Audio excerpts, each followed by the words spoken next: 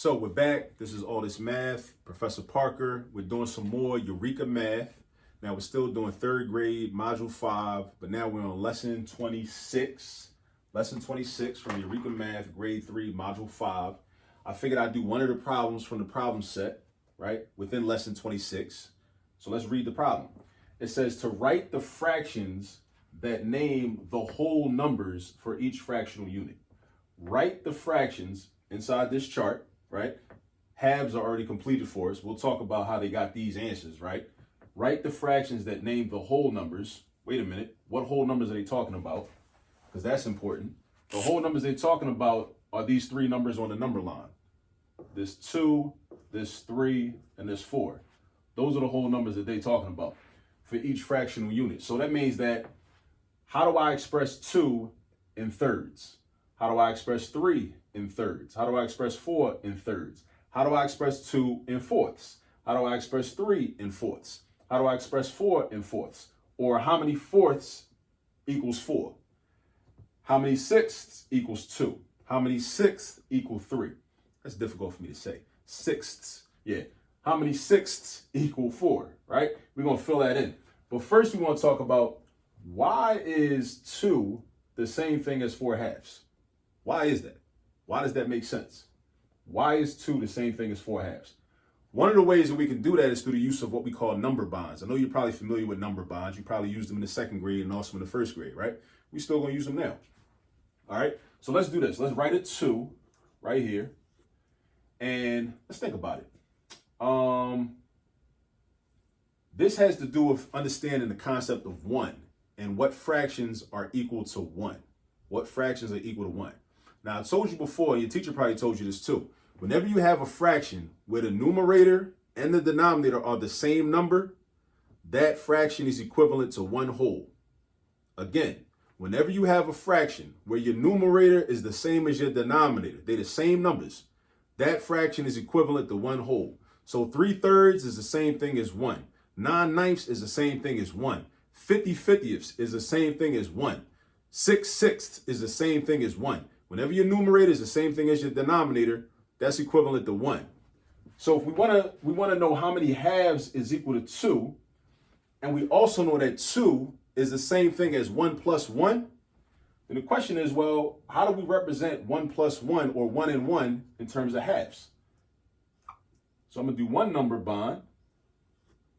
And if I know I need halves, I know that means my denominator is going to be a 2. But again, and we want this to equal 1. We want this to equal 1. So what does the numerator got to be if I want the fraction to be equal to 1? If I want the fraction to be equal to 1, the numerator got to be the same as the denominator. And we already know that the denominator is a 2 because we're talking about halves. So throw the 2 right there. So we got 2 halves. But that's 1. But 1 is not the same thing as 2. 2 is 1 plus 1. So we got to draw another one. So we do another 2 halves. So we got 2 halves and 2 halves, right? Because that's 1 and that's 1. And we know 1 plus 1 is 2, right? So 2 halves and 2 halves. Altogether, how many halves is that? That's 4 halves. That's why that's 4 halves. That's why that's 4 halves. All right? Now, think about 3. Do another number bond. 3 is the same thing as 1 plus 1 plus 1, right? So I'm going to do 3 bonds. 1, 2, 3. Now, again, fractions that have the same numerator as the denominator are equivalent to 1. So we're still dealing with 2 halves. Except now, instead of having 2 of them, now we got 3 of them. So I got 2 halves, another 2 halves, and another 2. Oh, I'm tripping. I wrote a 3 by accident. Let me fix that real quick. Yeah. So now I got 2 halves, 2 halves, and 2 halves. So how many halves is that altogether? Add them up. The numerators. 2 plus 2 plus 2 is 6. So that's why that's 3 is equivalent to 6 halves. Now with 4. 4 is the same thing as 1 plus 1 plus 1 plus 1. 1, 2, 3, 4. So that's how many 2 halves I need to equal to 4. So I do my number bonds. I got 2 halves. Do another bond. I got another 2 halves. Do another bond, I got another 2 halves. Do another bond, I got another 2 halves, right? Now, add up all the numerators. How many halves do I have altogether? I got 2 right here, another 2 right here, that's 4. Another 2 right here, that's 6. Another 2 right here, that's 8. So altogether, I got 8 halves. That's why this is 8 halves, all right? So the use of number bonds shows us how the book already had 4 halves, 6 halves, and 8 halves. Now, let's talk about thirds. Let's talk about thirds. And I need to make some space, so I'm going to erase this. Actually, I could have left those numbers up there, but it's cool. I just write them again. All right, so I need to make some space, right? So for thirds, let's talk about 2. All right, how many thirds is 2 equal to? So you write the 2, and 2 is the same thing as 1 plus 1, right? So that means I'm going to have 2 bonds, 1 and 1, right? All right, now again, fractions that are equivalent to 1, they got the same numerator as they do the denominator. The numerator and denominator are equivalent. They're the same numbers. All right, so because of that, now we're dealing with thirds. If we're dealing with thirds, that means my denominator is a 3. Just like when I was dealing with halves, my denominator was a 2. When we get to the fourths, our denominator is going to be a 4. When we get to the 6, our denominator is going to be a 6, right? So we're dealing with thirds now. So you do your fraction bar and your 3. Fraction bar and your 3, right? Now, since this is 1 and this is 1, the numerator got to be the same as the denominator. So throw a 3 right there and throw a 3 right here.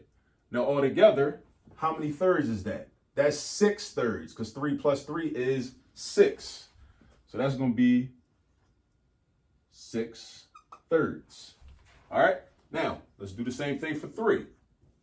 For 3, we got 1, 1, 2, 3, right? 3 bonds. 3 bonds, right? So we got 3 thirds, another 3 thirds, and another 3 thirds. Altogether, how many thirds is that? 3 plus 3 is 6. 6 plus 3 is 9. So altogether, we got 9 thirds. 9 thirds. So we're going to put a 9 thirds right here. Right? Now for 4. For 4, we got 1, 2, 3, 4. 4 bonds. 1 bond, 2 bonds, 3 bonds, 4 bonds. Right? Now, so that's how many 3 thirds I need. So I need 3 thirds, 3 thirds again, 3 thirds again, 3 thirds again. So altogether, how many thirds is that? 3 plus 3 is 6. 6 plus 3 is 9. 9 plus 3 is 12. That's 12 thirds altogether. I got 12 thirds. And we got 2 more to do. We got to do the fourths and the sixths. The fourths and the sixths. All right, so let me do this. Let me erase these bonds. Erase what's on the inside, because I could use these number bonds over again.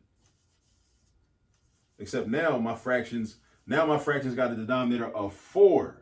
Because fourths means my denominator is a 4. That's what fourths means, right? All right. So fourths means my denominator is 4. So if my denominator is 4, so 2 is made up of 1 plus 1.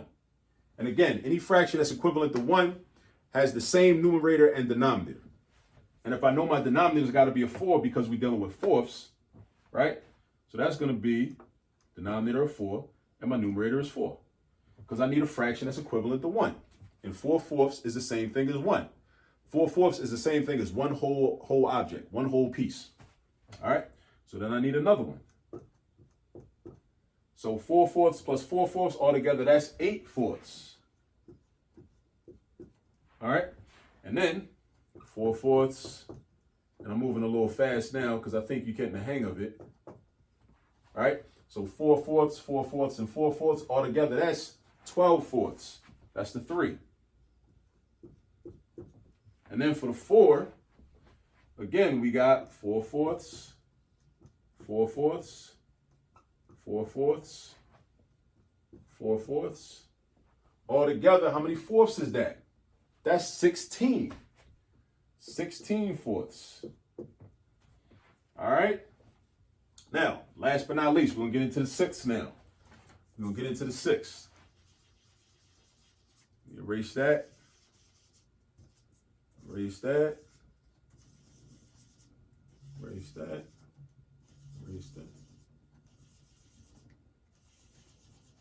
And if you want to, you can go ahead, you can feel free to pause the video and then try to complete the 6 spaces on your own. And then after you're done, then hit play to see if you did it correctly. All right. That's always another option. All right. So if we're dealing with sixths, that means our denominator is a 6. And again, if we want fractions that are equivalent to 1, which we do, right? We want fractions that are equivalent to 1. Our numerator must be the same as our denominator. So if our denominator is a 6, and how do I know that? Again, because we're dealing with sixths. So that means our denominator is going to be a 6. So when we're dealing with 2, we need 1 plus 1. So we're going to have 6/6 and 6/6. When we're dealing with 3, we got 6/6, 6/6 again, 6/6 again. When we're dealing with 4, we got 6/6, 6/6, 6/6, and 6/6. All right, now back to 2. How many sixths is this altogether? Altogether is 12 because you're adding 6 plus 6. So that's 12/6. Then for 3, add all the 6 together. 6 plus 6 is 12. 12 plus 6 is 18. Then we got 18/6. Last but not least, for 4, how many sixths are equivalent to 4, a whole 4? 6 and 6 is 12. 12 and 6 is 18. 18 and 6 is 24. So we got 24/6. All right? And that's how you would fill that chart in. Use the number bonds. So just a few things to remember. Now, with number bonds, remember, we want to deal with ones. We want to deal with ones. So for 2, we want to know how many ones add up to 2. For 3, how many ones add up to 3. For 4, how many ones add up to 4. That's what we want to know, right? And then we convert those ones in our mind into fractions. And you always have to remember that fractions that have the same numerator and denominator are equivalent to 1. Fractions with the same numerator and denominator are equivalent to 1. And then, basically you just count up how many 6 do we have and how many is in the numerator. So 6 up here and 6 over here, altogether that's 12. 6 up here, 6 up here, and 6 up here, altogether that's 18. 6, 6, 6, and 6, altogether that's 24. Remember, you're not counting the denominators, you're counting the numerators. Remember that. You're counting the numerators. You're not counting the denominators. All right? So, I hope that was helpful. If there's anything you still didn't fully understand, feel free to just rewind it. Look at it again until it starts to make sense to you. All right? And then after that, go practice. Practice some more with some more problems from lesson 26 until you master it. All right? Until next time, on the next lesson, be good.